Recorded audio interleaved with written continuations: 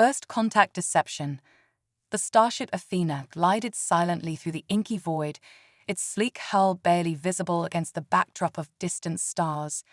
On the bridge, Captain Elena Rodriguez stood with her hands clasped behind her back, dark eyes fixed on the swirling vortex of the wormhole ahead. This was it, humanity's first venture beyond their solar system, and the culmination of centuries of scientific advancement and preparation. Wormhole entry in 60 seconds, Captain, announced Lieutenant Sarah Chen from the navigation console. Elena nodded, her expression a mask of calm that belied the nervous energy coursing through her veins. All hands, prepare for transition.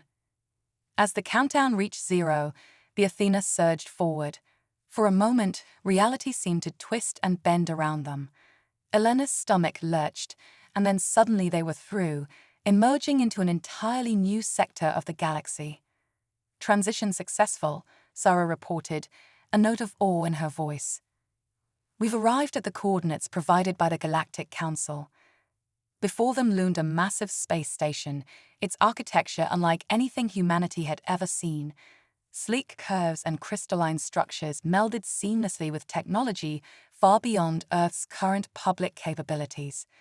Ships of various alien designs flitted about like fireflies around a great celestial tree. Elena allowed herself a small smile. If only they knew what humanity was truly capable of. Open a channel to the station, she ordered. Let's introduce ourselves. As they approached, a melodious voice filled the bridge. Welcome, humans of Earth. We are the Galactic Council, and we greet you in peace. Please proceed to Docking Bay 7. Elena exchanged glances with her first officer, Commander David Okafor. They both knew the stakes of this mission. Earth had spent decades preparing for this moment, carefully concealing its true technological and military capabilities. The plan was to present themselves as a young, eager species just taking its first steps into the galactic community. As the Athena docked, Elena addressed her crew. Remember, we're here to observe and learn. Stick to the script. Earth is counting on us. The airlock hissed open, revealing a delegation of alien beings waiting to greet them. At the forefront stood a tall, willowy creature with iridescent skin and 4 arms. It bowed slightly, speaking in perfectly accented English. I am Zorax, Chief Diplomat of the Galactic Council. We are honored to welcome Earth into our community. Elena stepped forward, offering a practiced smile. The honor is ours, Zorax. I'm Captain Elena Rodriguez of the Earth ship Athena. We come in peace and friendship. As they were led through the station's winding corridors, Elena couldn't help but marvel at the diversity of alien life forms around them. Some were vaguely humanoid, while others defied easy description. She noticed a few dismissive glances and whispered conversations, catching snippets that her translator struggled with. They were led to a grand chamber where representatives from hundreds of worlds were gathered. Elena and her team took their seats, acutely aware of the scrutiny they were under. Zorax addressed the assembly. Esteemed colleagues, today we welcome a new species to our ranks. The humans of Earth have recently achieved faster-than-light travel and are eager to join our galactic family. An avian being with brilliant plumage stood. Tell us, humans, what do you bring to the Council? What technologies or resources does your world offer? Elena rose, choosing her words carefully. Earth is rich in cultural diversity and natural resources.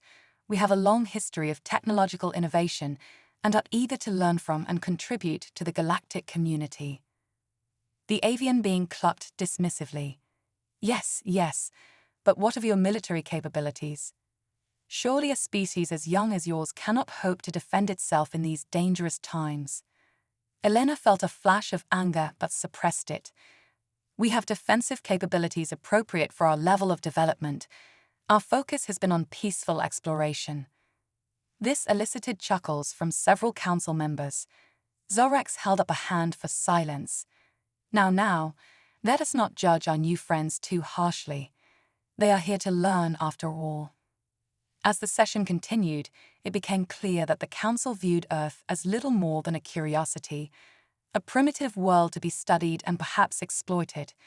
Elena's unease grew with each patronizing comment and dismissive gesture. During a recess, she pulled her team aside. "We need to be careful," she whispered. "They're underestimating us, which could be an advantage, but I don't like the way some of them are eyeing Earth's resources." David nodded grimly. "I overheard a couple of representatives discussing the untapped potential of our solar system. They seem to think we'll just hand over whatever they want." Elena's eyes narrowed. "Well, they're in for a surprise if they try anything. But for now, we play along. Let them think we're naive. It'll buy us time to assess the situation and report back to Earth." As the council session resumed, Elena noticed a group of military officers from various species huddled together, glancing occasionally at the Earth delegation. Their body language spoke of barely concealed disdain. One of them, a burly reptilian being, approached Elena during the next break. "I must say, human, I find it hard to believe your species has survived this long without proper defenses. The galaxy is a dangerous place for the unprepared." Elena met his gaze steadily. "We've faced our share of challenges, Commander.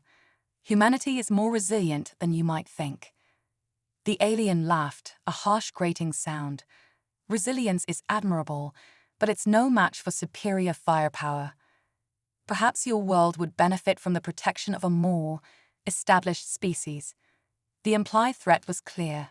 Elena felt her pulse quicken, but she maintained her composure. "That's very kind of you to offer, but I assure you, Earth can take care of itself." As she walked away, Elena's mind raced. The situation was more precarious than they had anticipated. Some council members clearly saw Earth as ripe for conquest or subjugation. They would need to tread carefully.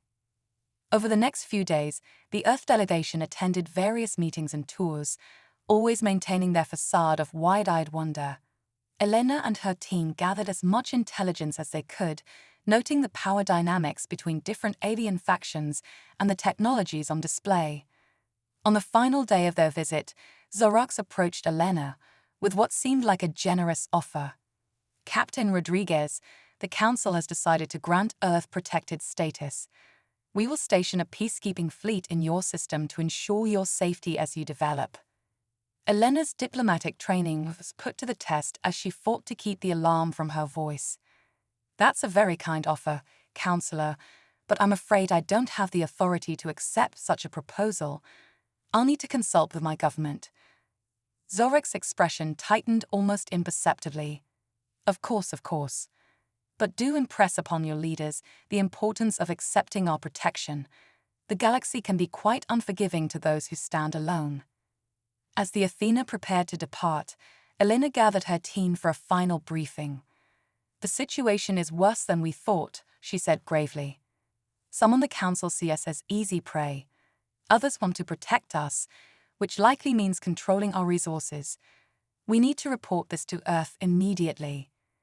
David's expression was grim. "Do you think they suspect our true capabilities?" Elena shook her head. "No, and that's our advantage. They think we're defenseless. Little do they know." As the Athena pulled away from the station, Elena gazed out at the stars. The galaxy thought Earth was a naive, primitive world ripe for the taking. Soon they would learn just how wrong they were. Humanity had been preparing for this moment for generations. Hidden from prying eyes, Earth's true strength lay waiting to be revealed. The Galactic Council was in for a rude awakening. Elena allowed herself a small, determined smile. "Take us home, Commander Chen. It's time Earth showed the galaxy what we're really made of." The Athena's engines flared to life, carrying with it the knowledge that would change the course of galactic history. The dissection had worked, but the real challenge was just beginning. Humanity's true test awaited, the unveiling. The Athena's return to Earth was met with a flurry of activity. Military bases hidden beneath the surface of Mars sprang to life, and orbital defense platforms disguised as defunct satellites hummed with energy. In the depths of Europa's oceans, submarine carriers prepared to surface. Earth was about to show its true colors. Admiral Zhang Liu stood in the control room of Moonbase Alpha, her weathered face illuminated by holographic displays. "Status report," she barked. "Ghost shield is at 100%, Admiral," replied her aide, Lieutenant Raj Patel. "The Phantom Fleet is in position, and Project Lazarus is green across the board." Jen nodded, her eyes fixed on the incoming signatures of the Galactic Council's peacekeeping fleet. They had no idea what they were flying into. On Earth, in the hidden chambers beneath the Mariana Trench, the United Earth Defense Council convened. Representatives from every nation gathered to make the final decision. President Sofia Morales of the United Earth Government addressed the assembly. "Ladies and gentlemen, the moment we've prepared for over generations has arrived. The Galactic Council believes us to be sheep. It's time we showed them the wolves hidden beneath our wool." Chancellor Annika Volkov of the Eurasian Federation leaned forward. "Are we certain this is the wisest course of action?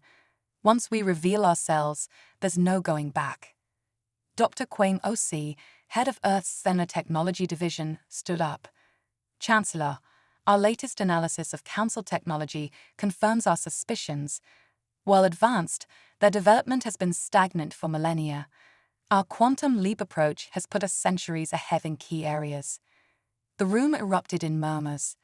President Morales raised a hand for silence. "We've hidden long enough. Earth will not bow to thinly veiled threats or accept protection that amounts to subjugation." All in favor of initiating Operation Lazarus. The vote was unanimous. In orbit, Captain Elena Rodriguez watched as the Council fleet approached. Her first officer, David Okafor, stood beside her, tension evident in his stance. "They're hailing us, Captain," reported Lieutenant Chen. Elena took a deep breath. On screen, the reptilian face of Fleet Commander Strax filled the view screen. "Greetings, humans. We come bearing the protection promised by the Galactic Council. Please deactivate your planetary defenses and prepare for our arrival." Elena's expression remained neutral. "I'm afraid there's been a misunderstanding, Commander. Earth neither requested nor requires your protection." Strax's scales rippled in annoyance. "This is not a request, human. The Council has decreed." "The Council," Elena interrupted, "has been deceived." She nodded to Chen, who activated a sequence on her console. Suddenly, the space around Earth shimmered as the ghost shield deactivated. The Council fleet found itself surrounded by a vast armada of ships that had appeared out of nowhere. Strax's eyes widened in shock. What trickery is this? Admiral Zun Liu's face appeared on a separate screen. "This is Admiral Zun Liu of the United Earth Defense Force. Your fleet is currently targeted by weapons beyond your comprehension. Stand down immediately." As if to emphasize her point, a massive ship decloaked directly above the Council fleet. It dwarfed even their largest vessels, its hull bristling with weaponry that defied alien understanding. On the Council flagship, panic ensued. "Impossible," Strax hissed. "You're nothing but primitives." Elena allowed herself a small smile. "We merely allowed you to see what you expected, Commander. Humanity has been preparing for this moment for centuries." Across the solar system, Earth's hidden might revealed itself. The moons of Jupiter split open, revealing massive shipyards. The asteroid belt came alive with swarms of automated defense drones. On Mars, colossal cannons emerged from the red sands, capable of striking targets light years away. In the Kuiper belt, quantum entanglement communicators activated, linking Earth to colonies and outposts in nearby star systems, all hidden from the Council's prying eyes. Back on Earth, in cities across the globe, humans watched in awe as the truth was finally revealed. Holographic displays showed the extent of Earth's secret space presence, and the true nature of many public works projects became clear. In orbit, the Council fleet hung motionless, thoroughly outgunned and outnumbered. Strax's voice trembled as he spoke. What are your demands?" Admiral Liu's voice was steel. "You'll return to the Council and deliver a message. Earth is not a primitive world to be patronized or exploited. We are not seeking war, but we will not tolerate any threats to our sovereignty or that of our secret colonies. Elena stepped forward. We've observed the Council for decades, hidden in plain sight. We know of the corruption, the power struggles, the oppression of younger races. That ends now. Earth will be a voice for change in the galaxy, by diplomacy if possible, by force if necessary.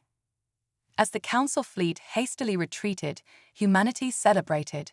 Centuries of secrecy and preparation had paid off. Earth had emerged onto the galactic stage, not as a meek newcomer, but as a force to be reckoned with. In the moon-base control room, Admiral Liu turned to Elena. "Well done, Captain, but this is just the beginning. The real challenges lie ahead." Elena nodded, her gaze fixed on the stars. Humanity had revealed its strength, but the consequences of this unveiling were yet to unfold. The galaxy was about to enter a new era, with Earth at the center of the storm. As news of Earth's deception and hidden power spread across the galaxy, reactions varied wildly. Some species recoiled in fear, others reached out in admiration, and some began plotting against this new threat to the status quo. In the depths of space, ancient powers stirred, awakened by the emergence of this young, cunning race. The cosmic chessboard had been appended, and the game was about to change dramatically. Humanity had stepped out of the shadows and into the galactic spotlight. Now, they would face the true test of their preparation, ingenuity, and resolve. The age of deception was over. The age of humanity had begun. Echoes of revelation. The galactic political landscape shifted like quicksand in the wake of Earth's stunning revelation. As the dust settled, an unlikely development emerged. Earth found itself besieged not by hostile fleets, but by a flood of asylum seekers. Ambassador Lyra Zhang stood at the viewport of Nexus Station, Earth's newly unveiled diplomatic outpost at the edge of the solar system. Before her, a motley assortment of alien ships waited, each carrying refugees fleeing oppression or seeking opportunity in the shadow of humanity's revealed strength. Another convoy from the Fraxian Collective, Ambassador, reported her aid, a holographic AI named AOIA, Adaptive Responsive Intelligence Assistant. They claimed to be political dissidents. Lyra sighed, rubbing her temples. Add them to the processing crew, and alert Admiral Liu. We may need to expand our quarantine facilities again. Earth's deception had inadvertently sparked hope among downtrodden species across the galaxy. Stories of human ingenuity and their ability to leap forward technologically while remaining hidden had inspired countless beings. Earth was quickly becoming a symbol of resistance against the stagnant, often oppressive Galactic Council. Meanwhile, in the Council's emergency session, the chamber was in uproar. Councillor Zorok struggled to maintain order as accusations flew.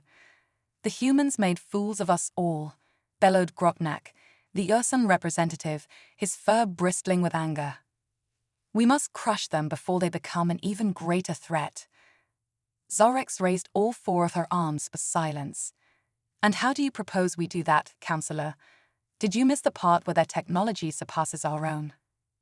A new voice cut through the chaos, smooth, cultured, and chilling in its calmness. All eyes turned to the shadowy alcove where Xandri, representative of the enigmatic Void Collective, reclined. "Perhaps," Xandri purred, tendrils of darkness swirling around its form, "we've been looking at this all wrong. The humans have shown themselves to be masters of deception. Why fight an enemy at their own game when we can redirect their talents?" Back on Earth, in the secure bunker beneath the Mariana Trench, the Defense Council grappled with an unexpected crisis. "Our lunar shipyards are operating at maximum capacity," reported Admiral Liu, her hologram flickering slightly. "We've already had to turn away 17 refugee convoys in the past solar day alone." President Morales frowned. "We can't simply turn them away. It goes against everything we stand for.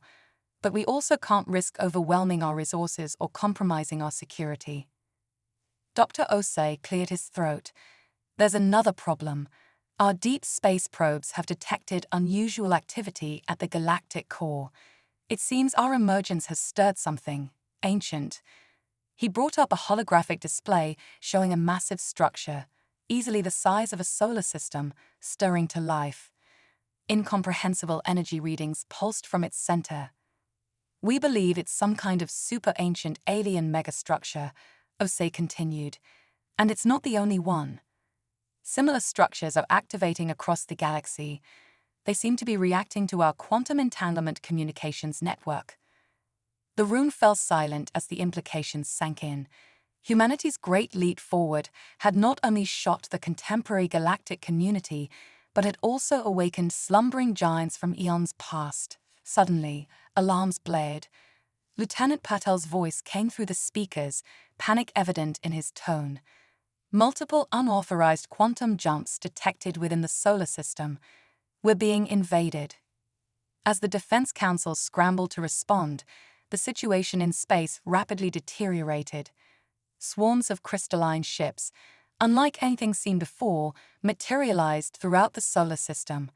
They ignored all hails and began methodically scanning every planet, moon, and asteroid. On Nexus Station, Ambassador Zhang watched in horror as the refugee ships scattered in panic. Some were caught in tractor beams by the crystalline invaders, drawn in for unknown purposes. "OIA, initiate first contact protocols," Lara commanded, her mind racing. This was beyond anything they had prepared for. The A's voice was uncharacteristically uncertain. "Ambassador, I'm afraid our protocols may be insufficient.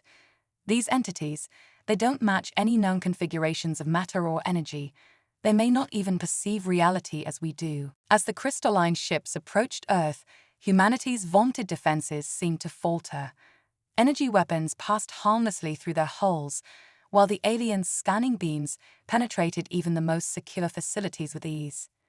In the Mariana Trench bunker, Dr. Osei's eyes widened as he interpreted the incoming data. "Madam President," he said, his voice barely above a whisper, "I don't think they're invading. I think they're evaluating us." President Morales straightened her back, determination etched on her face. "Then let's make sure we pass the test. All stations, initiate First Contact Protocol Omega. It's time to show the galaxy, old and new, what humanity is truly capable of." As the order went out, Earth's military stood down, and a new signal was broadcast across all frequencies and quantum channels. It was a message of peace, a demonstration of human art, culture, and scientific understanding.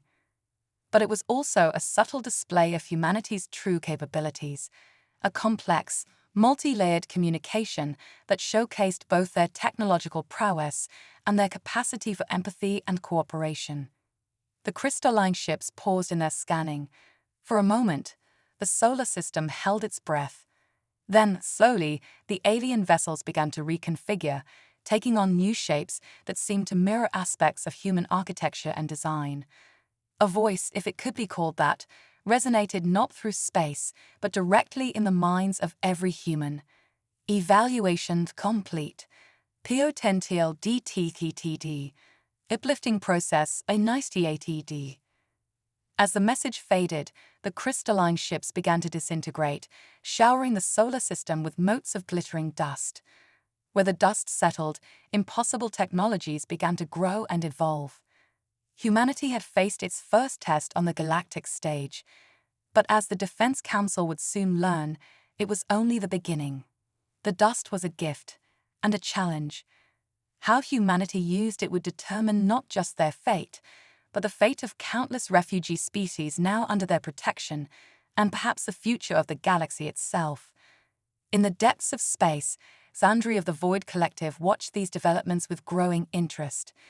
"Fascinating," it murmured, tendrils of darkness writhing with excitement. "The game has changed indeed. Time to play our hand." The galaxy held its breath, waiting to see what Earth would do next. Quantum entanglements. The crystalline dust settled across the solar system, transforming everything it touched. On Mars, vast swaths of the red planet turned green overnight, terraforming at an impossible speed. Europa's icy surface cracked, revealing not just the suspected ocean, but a thriving alien ecosystem that had been dormant for eons.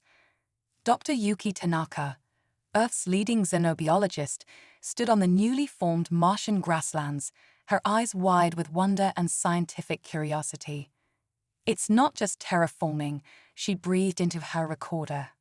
"It's as if the dust is rewriting reality itself, pulling potentialities from parallel dimensions." But for every miracle, there was a new challenge. Reports flooded in from across Earth of people developing strange abilities: telekinesis, precognition, even spontaneous teleportation. The dust had changed humanity itself. In New Delhi, a young girl named Priya levitated unconsciously in her sleep, her dreams affecting the physical world around her. In Rio de Janeiro, a street artist found his murals coming to life, stepping off the walls to interact with passers-by. The Defense Council convened an emergency session, this time in a hastily constructed quantum-shielded chamber to prevent any unintended thought broadcasting. President Morales looked haggard, the strain of recent events evident on her face. "Report," she commanded. Admiral Liu's hologram flickered to life, her expression grim. "The good news is that our military capabilities have increased exponentially. The bad news is that we're losing control. Half of our fleet has vanished. We think they'd accidentally shifted into parallel dimensions." Dr. Osai chimed in, his eyes gleaming with a mix of excitement and fear. "It's not just our tech that's evolving. Humanity is changing, Madam President. We're becoming something more." Before anyone could respond, a new figure materialized in the center of the room, a being of pure energy, vaguely humanoid in shape. Everyone recoiled, weapons trained on the intruder. The being spoke, its voice resonating directly in their minds. "Peace. I am Zephyr, a scout of the precursors. We have watched your species with great interest." President Morales stepped forward, her voice steady despite her racing heart. "Are you responsible for the dust? For what's happening to us?" Zephyr's form shimmered. "The dust is a catalyst, unlocking potential that has always existed within you. But now, a greater challenge approaches, one that threatens not just your world, but the very fabric of reality." As if on cue, alarms blared. Lieutenant Patel's panicked voice came through the speakers. "Massive anomaly detected at the edge of the solar system. It's consuming everything in its path." Holographic displays sprang to life, showing a roiling mass of darkness expanding rapidly, swallowing planets, stars, and even light itself. Zephyr's voice took on an urgent tone. "The void hungers. Your species' rapid evolution has drawn its attention. You must unite, not just humanity, but all sentient beings, to face this threat." Admiral Liu scoffed. "Unite? Half the galaxy wants us dead, and the other half is begging for our protection. How are we supposed to?" She was cut off as the chamber suddenly shifted, molecular bonds briefly loosening. When reality stabilized, they found themselves no longer on Earth, but on a massive space station unlike anything they'd ever seen. Around them stood representatives from countless alien species, including members of the Galactic Council, refugee leaders, and beings of pure energy similar to Zephyr. A familiar voice cut through the confusion. "Welcome to the Nexus," said Ambassador Zhang, stepping forward. Or rather, what the Nexus has become. The station had evolved, merging with the crystalline technology to become a hub of interdimensional activity. Through viewports, they could see multiple realities overlapping, different versions of the galaxy facing in and out of existence. "The void threatens all realities," Zephyr explained. "Your newfound abilities, your quantum technologies, they are tools to combat this threat. But first, you must learn to work together." President Morales surveyed the assembled beings, a plan already forming in her mind. "We'll need to form a new coalition," she said, "not based on fear or dominance, but on mutual survival and the exchange of knowledge." Councillor Zarax, looking humbled, stepped forward. "The Galactic Council admits its errors. We offer our full cooperation." But not everyone was convinced. Groknak, the Ursan representative, growled, Why should we trust the humans? Their deception brought this upon us. Suddenly, a new voice joined the fray, smooth, cultured, and chillingly familiar. Xandri of the Void Collective materialized, tendrils of darkness swirling round its form. Perhaps it purred, I can offer a solution that benefits us all. The assembled leaders turned, a mix of suspicion and desperate hope on their faces. Xandri smiled, a plan centuries in the making finally coming to fruition. As debates raged and alliances shifted, Earth's transformed fleet emerged from dimensional rifts, led by Captain Elena Rodriguez. Her eyes glowed with newfound power as she addressed the assembly.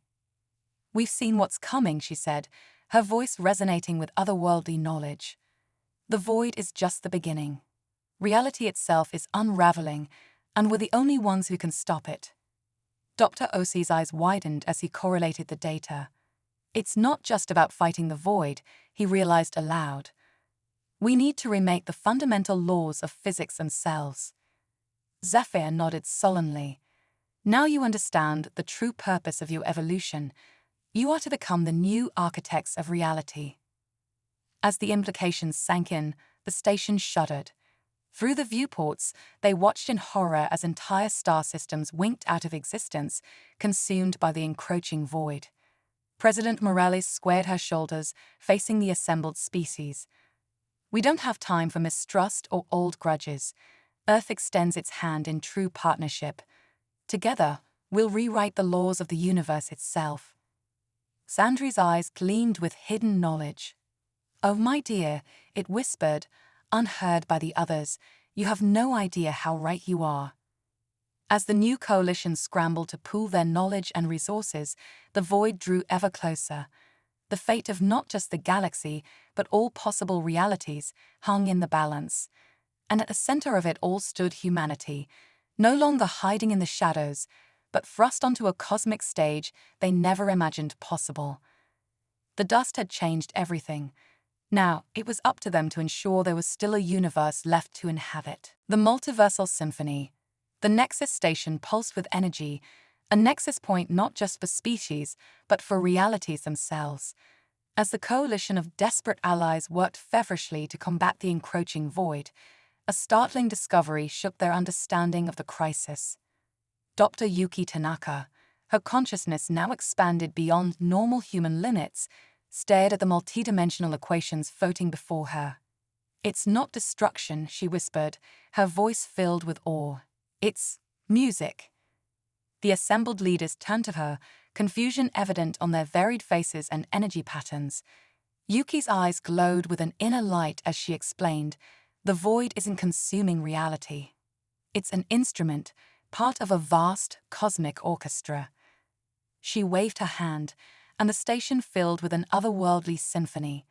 Gasps of recognition echoed through the chamber as each species heard something familiar yet transcendent in the music. Xandri of the Void Collective smiled, its tendrils swaying to an unheard rhythm. At last you begin to understand. We are not meant to fight the void, but to conduct it. President Morales frowned. Conduct it. You mean? Reality itself is a composition, Zephyr interjected, its energy form pulsing in time with the music. And it's reaching a crescendo. The precursors were not creators, but preservers, maintaining the cosmic song. Now that task falls to you. Captain Elena Rodriguez stepped forward, her transformed crew behind her. We've seen it, she said, her voice resonating with harmonic overtones. Countless realities, all vibrating to the same fundamental frequency. But the conductor is missing, and the song is falling into chaos. Dr. Osi's eyes widened as he correlated the data. The crystalline dust, it wasn't just changing us. It was tuning us, making us compatible with the cosmic frequency. As understanding dawned, the station shuddered. Through the viewports, they watched as reality itself seemed to waver, like a mirage in the desert heat. We're running out of time, Admiral Liu barked. How do we conduct an infinite orchestra? Suddenly Preya, the young girl from New Delhi who had developed levitation abilities, stepped forward. Her small frame seemed to contain multitudes as she spoke, her voice echoing with wisdom beyond her years. "We don't conduct it," she said simply. "We join it."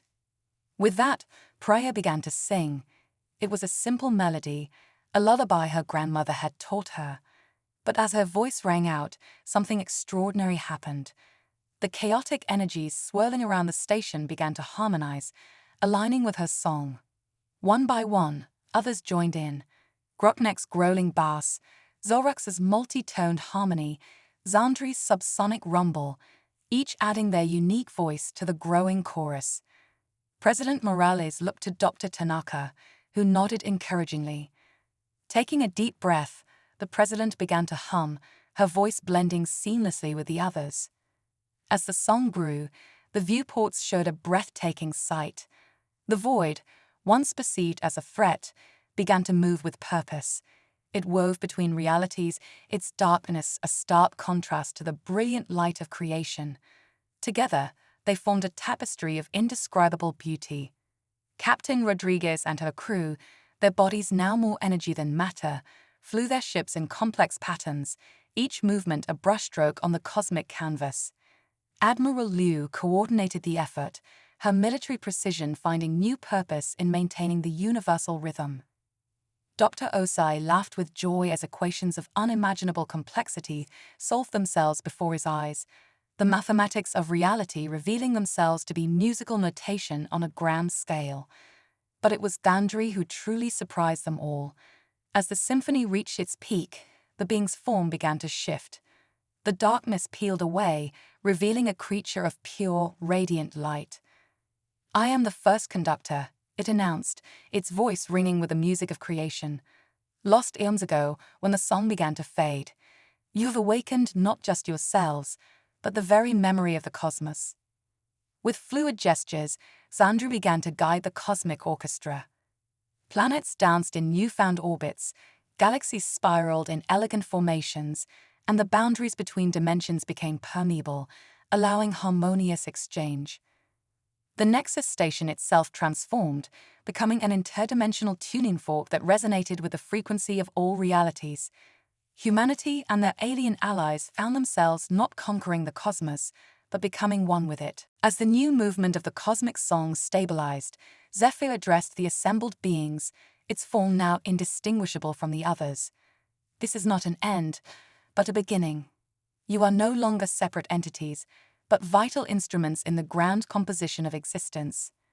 President Morales, her consciousness expanded beyond her physical form, surveyed the renewed multiverse with a mix of awe and determination. "We have a responsibility now," she said, her words rippling across realities. "Not to rule or conquer, but to maintain the cosmic harmony." Priya, now floating serenely at the center of the nexus, smiled. "Every voice matters," she said, her simple wisdom cutting through the complexity. "Every story, every song, adds to the beauty of the whole." As the newfound cosmic musicians settled into their roles, a sense of profound peace settled over the multiverse. The barriers between species, between dimensions, between thought and reality had been transformed into bridges of harmony. Earth, once a hidden player on the galactic stage, had become a crucial note in the symphony of existence.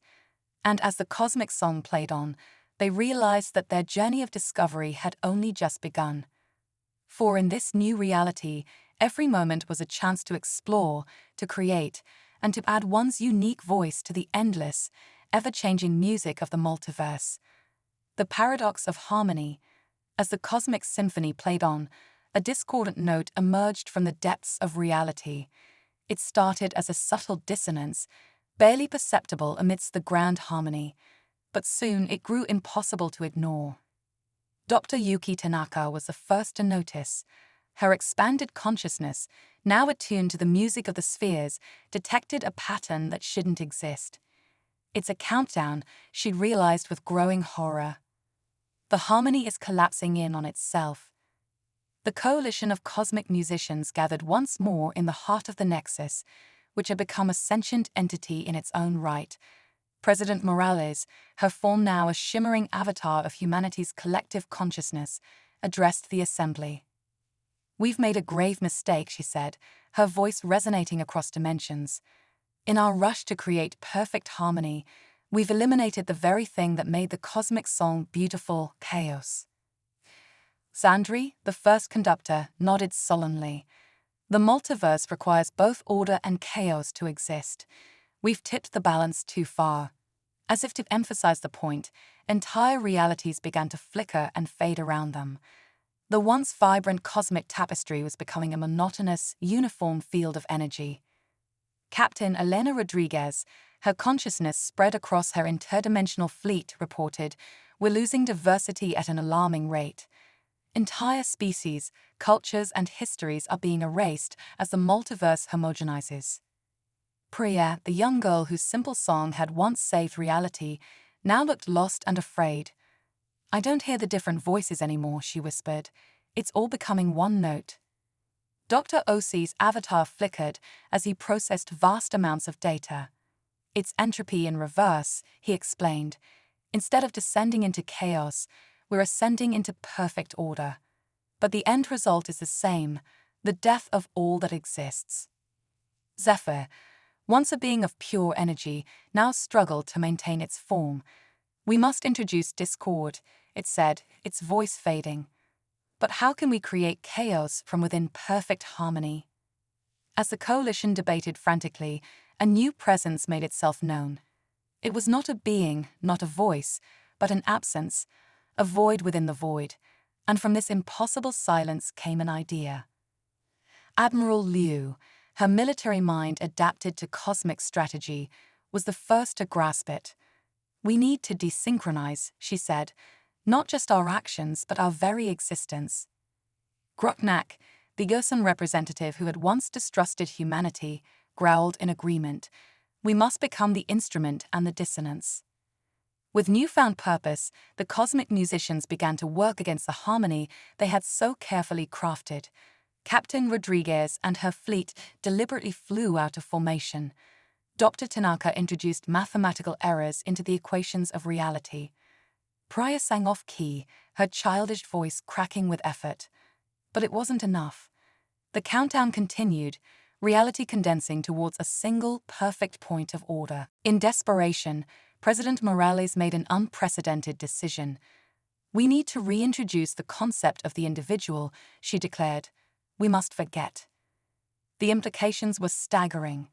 To forget meant to give up their cosmic awareness, to return to limited mortal perspectives. It meant reintroducing conflict, misunderstanding, and pain.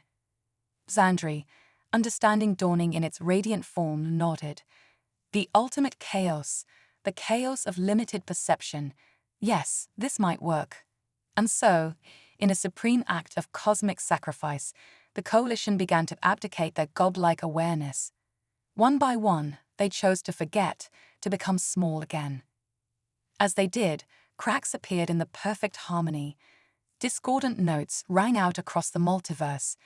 Entire realities that had blinked out of existence suddenly returned, changed but alive. The process was not without cost. As her cosmic awareness faded, Dr. Tanaka felt the anguish of 1,000,000,000,000 souls crying out in newfound confusion. Captain Rodriguez watched helplessly as her fleet scattered across dimensions, each ship now lost and alone. Priya, tears streaming down her face, sang one last pure note before her voice became that of a normal child once more. In the final moments before their transcendent knowledge slipped away, the coalition made one last decision. They encoded the memory of their journey deep within the fabric of reality itself, a cosmic mystery waiting to be rediscovered. As the last of their omniscience faded, the multiverse exploded into glorious, chaotic life. Countless worlds, species, and stories burst into being, each unique, each adding its voice to the renewed cosmic symphony. On Earth, humanity awoke as if from a dream. They found their world changed in subtle ways, new technologies, altered geographies, and a strange sense of connection to the cosmos that they couldn't quite explain. In a small apartment in New Delhi, a young girl named Priya hummed a tune she didn't remember learning, her feet hovering just slightly above the ground. Deep in the Mariana Trench, in a hidden bunker, President Morales stared at reports of impossible events occurring worldwide, a nagging feeling that she had forgotten something important tugging at her mind. And somewhere in the vast expanse of space, Captain Elena Rodriguez and the crew of the Athena found themselves exploring strange new worlds, driven by an inexplicable urge to seek out new life and new civilizations. The cosmic song played on, now a beautiful mixture of harmony and discord, and woven through it all was a subtle refrain, a melody of unity and purpose that whispered of greater things to come. For while they had chosen to forget, the beings once known as the cosmic musicians had seeded the multiverse with endless potential.